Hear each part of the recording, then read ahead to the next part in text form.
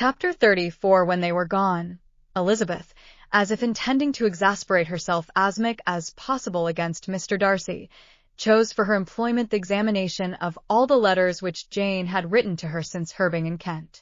They contained no actual complaint, nor was there any revival of past occurrences, or any communication of present suffering, but in all, and in almost every line of each, there was a want of thatcherfulness which had been used to characterize her style, and which, proceeding from the serenity of a mind at ease with itself and kindly disposed towards everyone, had been scarcely ever clouded.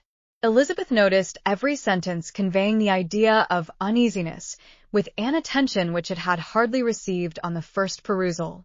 Mr. Darcy's shameful boast of what misery he had been able to inflict gave her a keener sense of her sister's sufferings. It was some consolation to think that his visit to Rosings was to end on the day after the next, and a still greater, that in less than a fortnight she should herself be with Jane again, and enabled to contribute to the recovery of her spirits, by all that affection could do.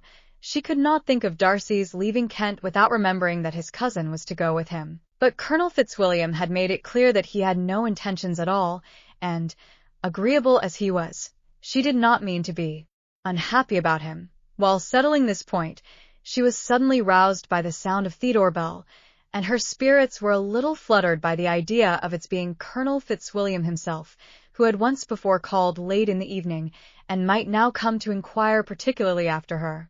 But this idea was soon banished, and her spirits were very differently affected, when, to her utter amazement, she saw Mr. Darcy walk into the room.